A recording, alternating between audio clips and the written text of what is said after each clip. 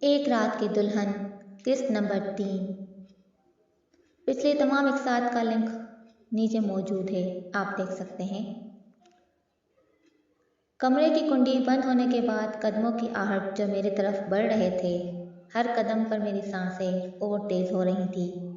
मेरी धड़कन की आवाज़ मेरे कानों में सुनाई दे रही थी। करीब आते ही उसने मुझे सलाम किया, पर मैंने कोई जवाब न दिया। उसकी आवाज़ बहुत भारी थी। कैसी हो नौरीन? मैं खामोश रही, मेरे पास बैठ गया। मेरे दोनों हाथ अपने हाथों में लिए मैंने थोड़ा ऊपर को देखा तो मेरे हवास ही खो गए। वो शख्स कम से कम 55 साल का होगा।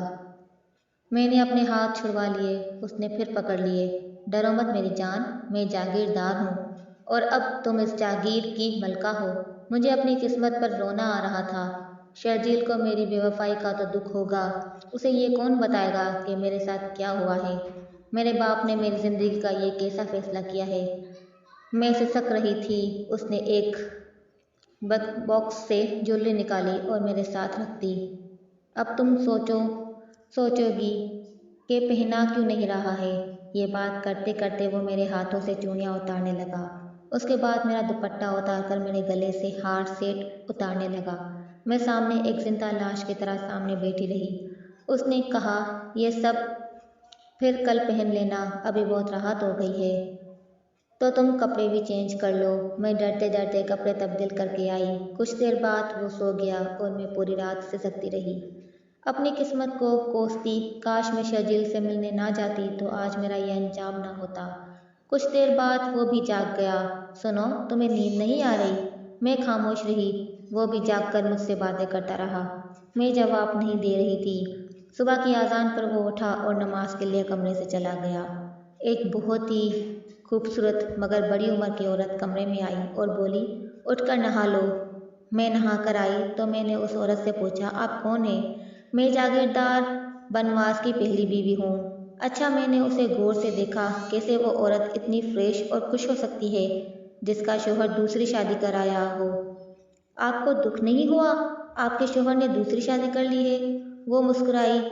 दूसरी नहीं, चौथी शादी। क्या तो बाकी दो कहाँ है? वो नाश्ता बनवा रही है।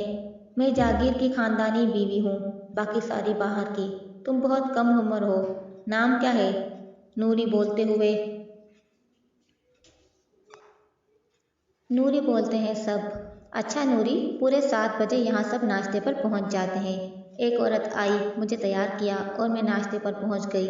बाकी दोनों बीवियों को भी देख लिया। मैं डरी डरी थी, कुछ खाया नहीं जा रहा था। वो सब खुश थीं, गप्पे लगा रही थी। फिर मेरी बड़ी सौतन बोली मुलाजमा से कि सरफराज अहमद उठ जाए तो उसे कहना अपने ससुराल आज रात के खाने की दावत दे आए और ख़ास तौर पर मेरी बहू को साथ लाने की ताकीद करके आए।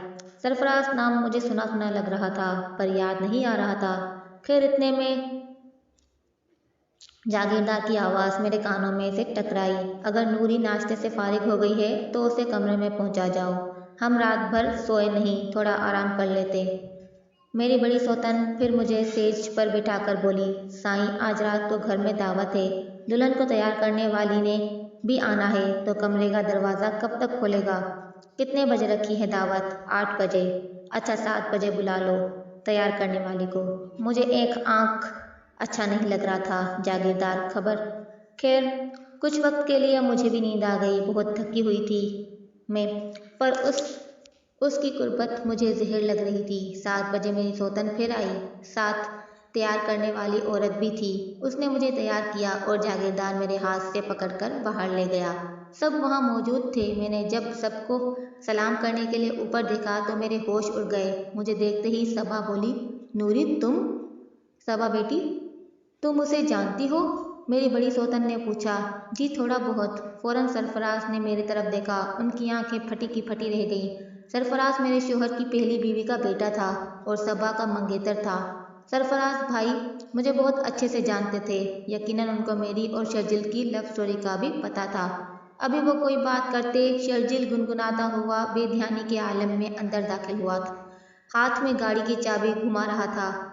बाबा जान, गाड़ी अभी ये अल्फाज मुंह में थे कि शर्जिल की नज़र मुझ पर पड़ी। अपने सर को झटका दिया, जैसे यकीन ना आ रहा हो। इतनी देर में सबा बोली, शर्जील ये मेरे कॉलेज में पढ़ती थी, इसका नाम नूरी है, देखो ना कैसे इत्तेफाक है। सबा ने शर्जील की बेयकीनी की कैफियत को भाप लिया और डर से जल्दी जल्दी बोल दिया।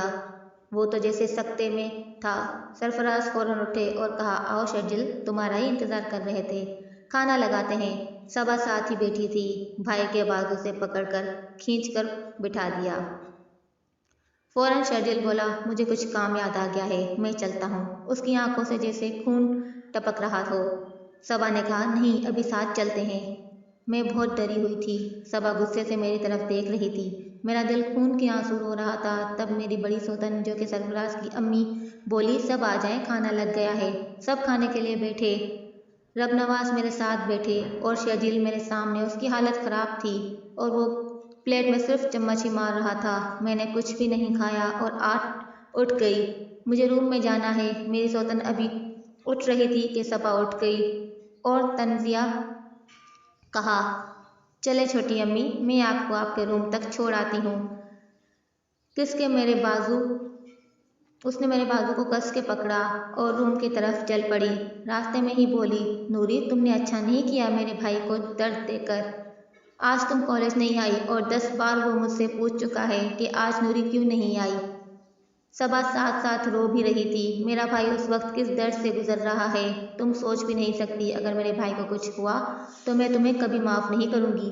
सबा, मेरी बात सुनो, जो तुम देख रही हो उसकी हकीकत से वाकिफ़ नहीं हो। नूरी तुम्हें दौलत से इतनी मोहब्बत थी, ये तो मैं जानती थी, पर क्या हमारे पास दौलत कम थी?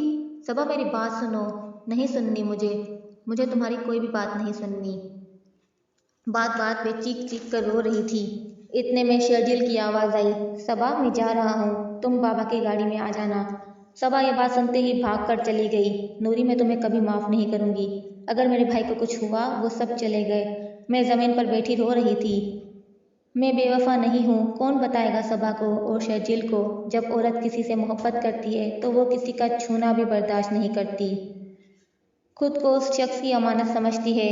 मैं तो एक जिंदा लाश हूँ, मेरी तो मौत रात से हो चुकी है। जब मुझे जागीरदार ने अपनी बाहों में लिया, वो जैसे जैसे मुझे छू रहा था, मैं खुद से नफरत कर रही थी।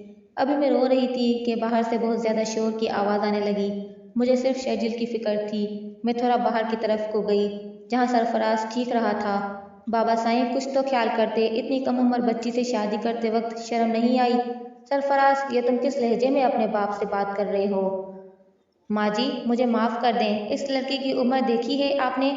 सबा की हम उम्र है। सरफराज, मैंने तो मुंशी से कहा था कि बड़ी बेटी का रिश्ता दे दो, पर उसने खुद मुझे छोटी का दिया। खैर, थोड़ी ही देर के बाद जागीरदार कमरे में आ गए। नूरी, तुम काफ़ी थकी थकी हो, आराम करो। मैं लेट गई। कमरे का दरवाज़ा ज़ोर ज़ोर से बजने लगा। साईं, हमारे लोग पर फायरिंग हो गई है। जागीरदार फौरन बाहर की जानब भागा। मैं उठकर बैठ गई। या अल्लाह पाक, शर्जील को कुछ ना हो, मुझे बस उसी की फिक्र थी। जब बहुत ज़्यादा शोर हुआ तो मैं उठकर बाहर गई। मेरी बड़ी सौतन सामने खड़ी थी और लड़की, कहाँ बाहर आ गई हो? अपना लिबास ढंग का पहन कर आओ। मैं खुद को देखने लगी और वापस अंदर चली गई। बाहर हवेली में ज़ोर ज़ोर से रोने की आवाज़ें आने लगी। मैं बहुत सहमी हुई थी कि क्या हो रहा है। तो व्यूवर्स, आगे की एपिसोड के लिए मेरा चैनल सब्सक्राइब करना बिल्कुल मत भूलिएगा और मेरे साथ रहिएगा। जल्द मिलेंगे नेक्स्ट एपिसोड में। तब तक के लिए अल्लाह हाफ़िज़।